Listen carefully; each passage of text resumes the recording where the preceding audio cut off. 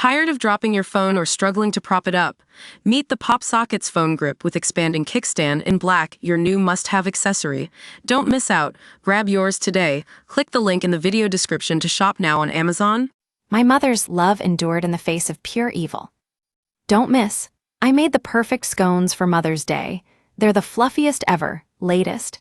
Last chance to save up to 50% off watches and jewelry in H. Samuel sale latest. Morrison's gives priority to women at checkouts in major change in stores latest. When Renee Salt closes her eyes, she can still visualize her elegant, well-dressed mother, Sala. Lovely skin, beautiful hair. She was my whole life, such a loving, kind mother. She tells me of her devoted parent who died 12 days after the liberation of the Bergen-Belsen concentration camp, aged 42. It was an idyllic childhood full of love. She would sit and read with me and my little sister, or take us for walks in the park to play with other children. She wanted us to go to Paris for further education. It seemed unimaginable that just a few years later, after Germany invaded Poland, Sala would be forced to try to save Hurtwo daughters by hiding them under her coat as the Nazis liquidated the ghetto where Renee's family had been sent. When Renee's little sister was marched off to certain death, Sala fought to ensure her elder daughter remained safe through the horrors of Auschwitz and Bergen-Belsen, giving mother and daughter something beautiful to cling to in a depraved world. We lived for each other, and it was all God's wonder and will, Renee, now 95, and also known as Renia, says. Once in the ghetto, Mama exchanged her cardigan for a cabbage to give me a taste of some other world. By the time we got to Auschwitz 3 years later, we were so hungry we'd have eaten a piece of wood. It was August 24, 1942, just 16 days after Renee's 13th birthday, when her family was cruelly torn apart. By this time, they had lost their home in Zduńska Wola in central Poland to the Nazis, and like many other Jews, were living in a ghetto. Then came the fateful day an order crackled over a loudspeaker directing the terrified occupants to gather and sit down in the square. Then came the second order. Parents should hand over all children up to 18 years of age. Renee's eyes spill with tears as she speaks in Polish-accented English 8 decades later. It's not possible to describe this scene. I can only give you an idea about it. She saw children large and small, including toddlers and babies, forcibly separated from distraught parents. Some of the big ones were carrying younger siblings. They were put in covered lorries and taken away, she says in faltering sentences. The crying of the children and the screaming of their mothers still rings in her ears today. My mother tried to hide Stenia, who was 11, and me, who was 2 years older, by covering us with her coat. But a guard noticed what she was doing. She tried to hide me on one side and my sister on the other, but the Germans got hold of Stenia and my mother got a beating. A guard was hitting her everywhere. My sister begged him, "Please don't hit her. That's not my mother." A small girl with tears running down her face, trying to protect our mother. It is one of the most horrible things. We were 2 peas in a pod. We played together, we were always together.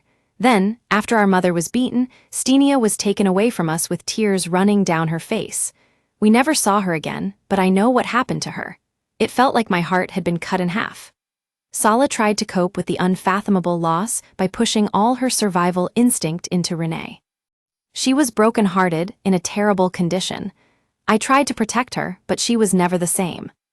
Moments later, lorries left the square with their cargo of sons and daughters. Stenia, along with several hundred other children and the elderly and sick from the ghetto, were driven 75 km to the Kulmhof death camp in Chelmno, 200 miles west of Warsaw, says author Kate Reardon. She has helped Renee to write her haunting life story, A Mother's Promise, through the prism of Sala's extraordinary acts of devotion. She kept me safe from 1939 to 45, says Renee. It was all God's wonder and will. That she survived to tell her tale is a tribute to her mother's selflessness and heroism. From invasion to liberation in April 1945, Renee was marched, herded and shoved from ghetto to camp. But there was one constant, her mother. Every day for nearly 6 years, mother and daughter were tangled together in hell, says Kate, who supports Renee throughout our interview. From ghettos to slave labor, they were a powerful source of solace and hope to one another. For Renee, the need to share has finally overcome the desire to forget. This is a love letter to a mother 80 years in the making. Against the backdrop of unimaginable cruelty came acts of life-enhancing kindness. To protect her, some of the other survivors helped 13-year-old Renee look older. One had a lipstick in her pocket and another a powder compact. One lady exchanged her high-heeled shoes with my flat ones, Renee recalls. She was 15 when she boarded a train to Auschwitz with her parents. She writes of trying to concentrate on the feeling of holding my mother's hand in mine. It was like holding on to life. On arrival, her beloved father Tadas jumped from the train and was marched out of sight by the SS. For 80 years, Renee believed her father died in the gas chambers. She never had a chance to say goodbye. Bewildered, Renee and her mother shuffled forward in the queue for selection, and towards the notorious Dr. Joseph Mengele, who was called the Angel of Death for his inhumane medical experiments on Auschwitz prisoners. Renee was sent to the right, to work, and her mother to the left, to die immediately. But Sala crossed the selection line back to Renee's side. To this day, Renee cannot fathom how her mother's move went unchecked. It was like a miracle, she says. They must have seen it, there was no way they couldn't. We use your sign-up to provide content in ways you've consented to and to improve our understanding of you. This may include adverts from us and third parties based on our understanding. You can unsubscribe at any time. Read our privacy policy. Don't miss. I visited magical seaside town with castle walls and Britain's tiniest house latest. I found hidden room in my house and history is terrifying. Latest? I stayed in a luxurious castle hotel once owned by Henry VIII latest. For the next month, the pair survived starvation, beatings, and the unbearable cold before being transported to work in Hamburg. There, through the coldest winter of war, they worked cleared rubble from bomb sites in the Hamburg docks. I didn't even have underwear, and my head was bald from where it had been shaved, recalls Renee. Nearly every day there were Allied air raids, a godsend which gave us some time to rest in bomb shelters. Mother and daughter remained in Hamburg until April 1945, Sala never letting Renee out of her sight. Says Kate, it was Sala's constant presence, her hand in Renee's, that gave her that all-important ingredient for survival, hope.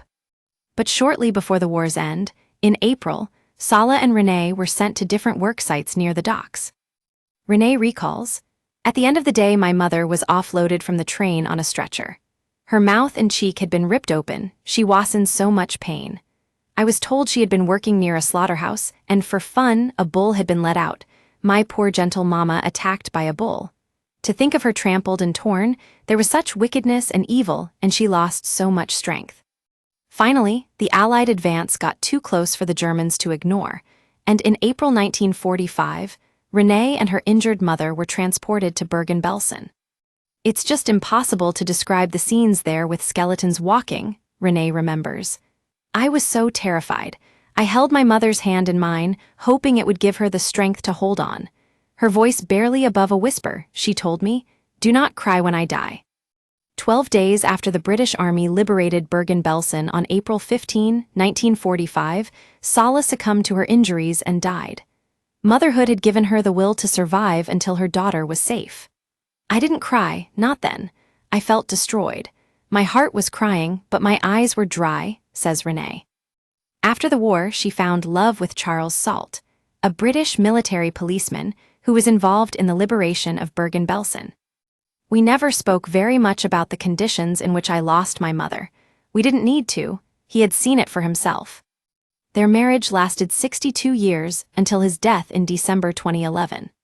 During the course of writing her book, Renee discovered her father hadn't died in the gas chambers in Auschwitz-Birkenau, but a concentration camp in Bavaria called Kaufering, weeks before it was liberated by the Americans.